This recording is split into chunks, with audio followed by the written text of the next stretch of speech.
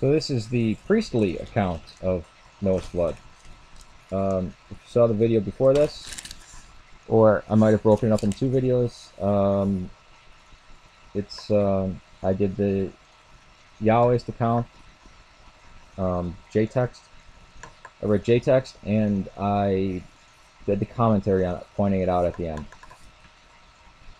These are the generations of Noah. Noah is a righteous man, blameless in his time. Noah walked with God. Noah became the father of three... Oh, sorry.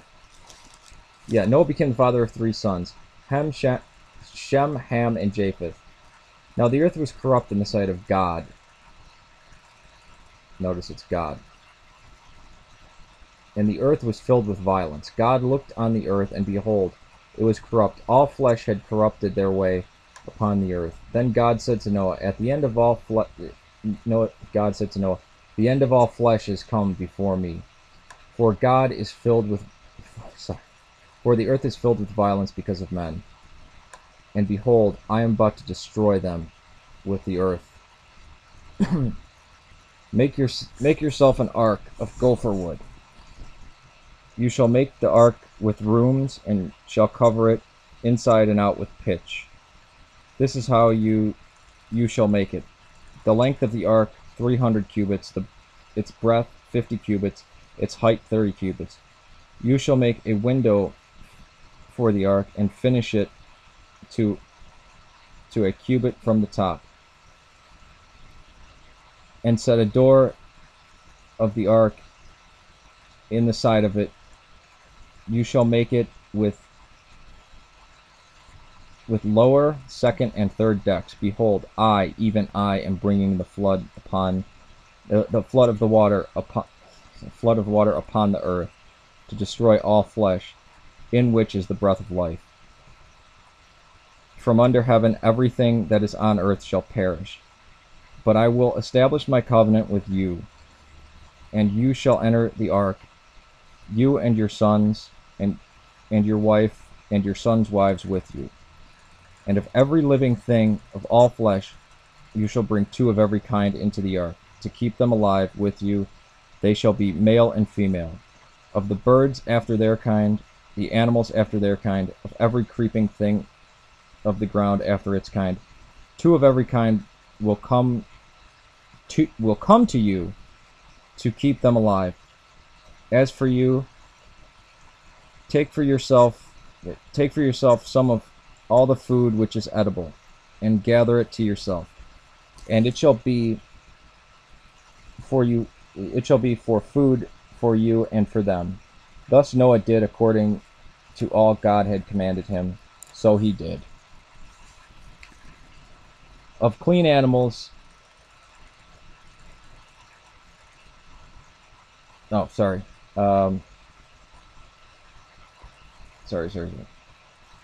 Not of clean animals.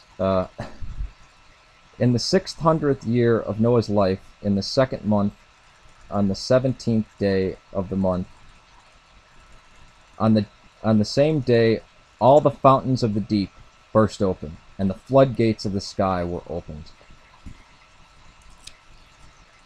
On the very same day, Noah and Shem and Ham and Japheth, the sons of Noah, and Noah's wife, and the three wives of his sons, were with him.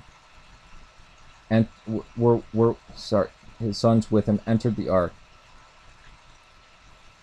They and every beast after its kind, and all the cattle after their kind, and every creeping thing that creeps on the earth after its kind, and every bird after its kind, all sorts of birds. So they went into the ark, 2 by 2s, of all flesh in which was the breath of life. All flesh that moved on the earth perished, birds and cattle, beasts and every swarming thing that swarms upon the earth, and all mankind. The water prevailed upon the earth for 150 days. But God remembered Noah and all the beasts and all the cattle that were with him. The fountains of the deep and the floodgates of the sky were closed. and the rain from the sky was restrained, and the water receded steadily from the earth. And at the end of 150 days, the water decreased. In the 7th month, on the 17th day of the month, the ark rested upon the mountains of Ararat. The water decreased steadily until the 10th month, and in the 10th month, on the 1st day of the month, the tops of the mountains became visible. And he sent out a raven, and it flew here and there until the water was dried up upon the earth. Now it came about in the 601st year, in the first month, on the first month, the water was dried up from the earth. In the 2nd month, on the 27th day of the month, the earth was dry. Then God spoke to Noah, saying, Get out of the ark, you and your wife and your sons wives with you. Bring out every living thing of flesh that is with you, the birds and animals, and every creeping thing that creeps on the earth, that they may breed abundantly on the earth, and be fruitful and multiply on the earth. So Noah went out, and his sons and his wife, and the sons' wives with him. Every beast, every creeping thing, every bird, everything that moves on the earth went out by their families from the ark. Now, that's the end of it. And it says, and God blessed Noah and his sons, and said to him, Be fruitful and multiply upon the earth. The fear of you and the terror of you will be on every beast of the earth, and every bird of the sky, and everything that creeps on the ground, and all the fish of the sea. Into your hand they are given. Every moving thing that is alive shall be food for you. I give all to you. I give you every green plant. Only you shall not eat the flesh of its life, that is its blood. Surely I will require your life blood from every beast. It will require it from every man. From every man's brother I will require a life. Whoever sheds man's blood, by man's blood shall he be shed. For the image of God he made man. As for you, be fruitful and multiply, and populate the earth abundantly, and multiply in it. Then God spoke to Noah and his sons with him, saying, Behold now, I myself do establish my covenant with you, and with your descendants after you, and every living creature that is with you, and the birds and cattle and every beast with you, and all that comes out of the ark, even every beast of the earth. I establish my covenant with you, and all flesh shall never again be cut off by water of flood. Neither shall again there be a flood to destroy the earth. God said, This is the sign of the covenant which I am making between me and you, and every living creature that is with you, for all successive generations. I set my bow in the cloud, and it shall be a sign of a covenant between me and you. It shall come about when I bring a cloud over the earth, that the bow will be seen in the cloud, and I will remember my covenant, which is between me and you and every living creature of all flesh. And never again shall the water become a flood to destroy all flesh. When the bow is in the cloud, then I look upon it and remember the everlasting covenant between God and every creature of all flesh that is on earth. And God said to Noah, This is the sign of my covenant, which I have established between me and all flesh that is on the earth.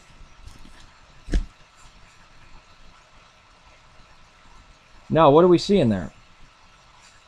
We see the P writer says that Noah didn't know of any clean and unclean, and God is called God, not Yahweh. Yahweh was revealed that isn't going to be revealed for I don't know how many years. I mean, till Moses though. It's when God speaks to Moses in the burning bush. And it's God, that's not the name of God.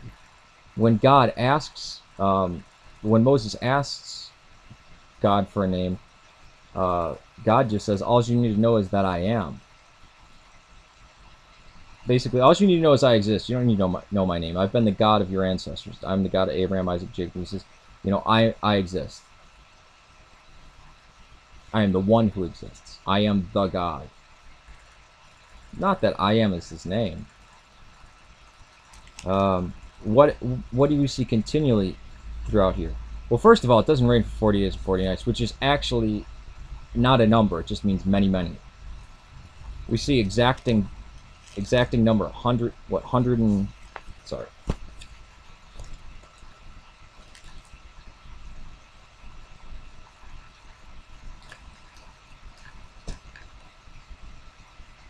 150 days. Did it rain? No. It was the floodgates of the deep and the fountains of the deep and the floodgates of the heavens, floodgates of the sky. So it's this weird thing. And what is he? He's got to give you the exact day of the exact month of the exact this of the first day. I mean, do you see where I got caught up there? I'm like, what the hell? Now, it came about in the 600th and first year in the first month, on the first of the month, the water was dried up. I said that I repeated one part of it, but it did screw me up because in the first month, what? First month and the first month and the first month, what? First year, the first month, 601st. 601st from what?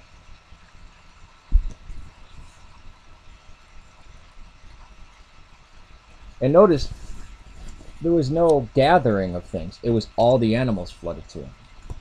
And he had to tell you, these exact measurements of the ark, this way, that way. There was no dove. It was just a raven flew around and dried up all the waters. And there was no sacrifice because the sacrifices don't come until after Moses. And he gives the same command.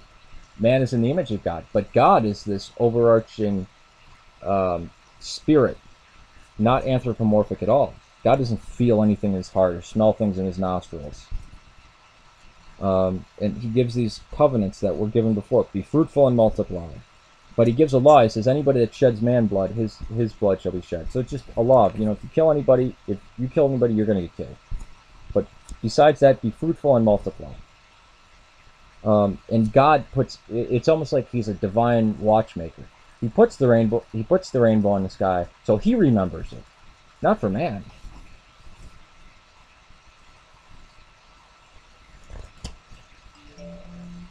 But he has to tell you the names of everybody involved.